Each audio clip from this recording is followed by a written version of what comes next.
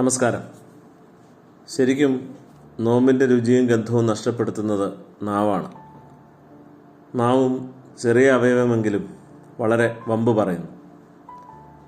കുതിരയുടെ കടിഞ്ഞാണിനോടും കപ്പലിൻ്റെ ചുക്കാനോടും ചെറിയ തീയോടുമാണല്ലോ വിശുദ്ധ യാക്കോബ് നാവിനെ ഉപമിക്കുന്നത്. ആധ്യാത്മിക പൗരുഷം നേടുന്നതിനുള്ള സുന്ദര മാർഗത്തെ എത്ര ലളിതമായിട്ടാണ് യാക്കോബ് അവതരിപ്പിക്കുന്നത്. ഒരുവൻ വാക്കിൽ തെറ്റാതിരുന്നാൽ അവൻ ശരീരത്തെ മുഴുവൻ കടിഞ്ഞാണിട്ട് നടത്തുവാൻ ശക്തനായി സൽഗുണപൂർത്തിയുള്ള പുരുഷനാവുന്നു.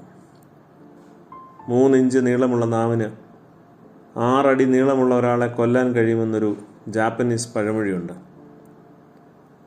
വാക്കുകൊണ്ട് എത്രയോ പേരെയാണ് നാം അനുനിമിഷം വിധിക്കുന്നത്, പരിഹസിക്കുന്നത്. അപ്രയം പിതാവ് പറയുന്ന പോലെ രാജാവ് കയറി വരുന്ന വാതിൽ രാജകീയ പാതയാണ്.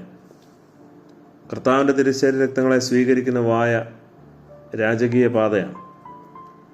റോയൽ ഗേറ്റ് എപ്പോഴും തുറന്നിടാറില്ലല്ലോ. മാത്രമല്ല അതിനെപ്പോഴും കാവൽക്കാരുമുണ്ടാവും.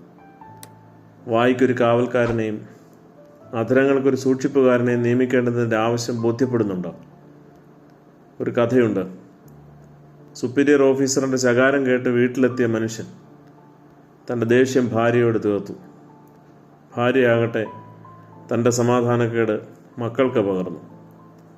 മക്കളാകട്ടെ ഒന്നും മറുത്ത് പറയാനാകാതെ കൂട്ടിൽ കിടന്ന പട്ടിക്ക് ഒരേറ് നൽകി.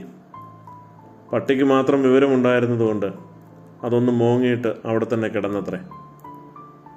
നമ്മുടെ അശാന്തികൾ മറ്റുള്ളവരിലേക്ക് പകരുക എന്നതല്ലേ നമ്മുടെ കോപങ്ങളുടെ പ്രധാന കാരണം.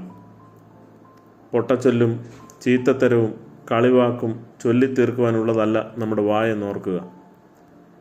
എൻ്റെ വായിലെ വാക്കുകൾ തമ്പുരാൻ്റെ ഇഷ്ടപ്രകാരവും എൻ്റെ ഹൃദയത്തിലെ ധ്യാനം അവൻ്റെ മുമ്പാകെയും ഇരുന്നിരുന്നുവെങ്കിൽ എൻ്റെ ഒപ്പം സന്നിഹിതരല്ലാത്തവരുടെ കുറ്റങ്ങൾ പറഞ്ഞതിനും പിന്നെ വാക്കിൻ്റെ മുന കൊണ്ട് പ്രിയപ്പെട്ട നിന്നെ പലവട്ടം കുത്തി നോവിച്ചതിനും മാപ്പ്.